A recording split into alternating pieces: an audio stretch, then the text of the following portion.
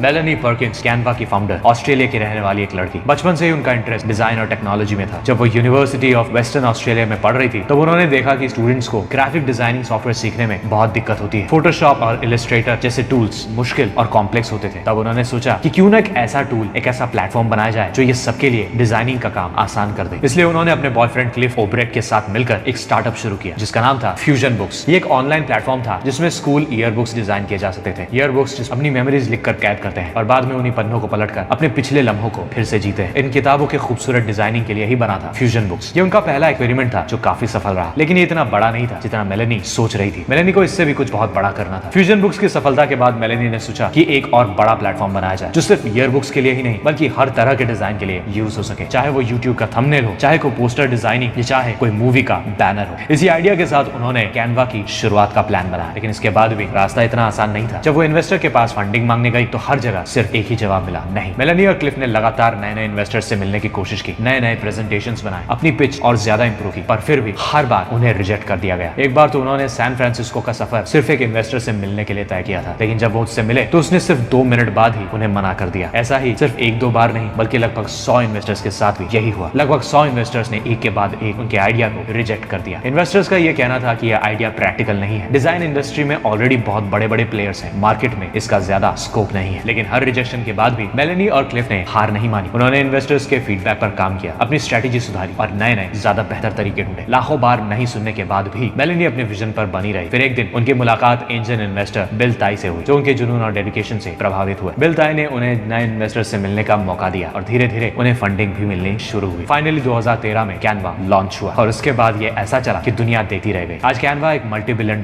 Company है जिसका इस्तेमाल दुनिया भर के करोड़ों यूजर्स अपनी डिजाइनिंग के लिए करते हैं। आज मेलेनी पर्किंस दुनिया की सबसे कम उम्र की सक्सेसफुल फीमेल एंटरप्रेन्योर्स में से एक है। लेकिन अगर वो कैनवा की जीत से पहले ही मेहनत से डरकर पीछे हट जाती या आलस में बैठी रहती और अपने आप को सुधारती ही नहीं तो क्या वो आज वहां पहुंच पाती? बिल ताई भी आखिर में उसे तभी मिला जब उसने लगातार इतने रिजेक्शंस के बाद भी हार नहीं मानी, डटी रही, आगे बढ़ती रही। किस्मत से उसे बिल ताई मिला जरूर, लेकिन अगर वो नहीं भी मिलता तब वो इसी डेडिकेशन के साथ आगे बढ़ती रहती।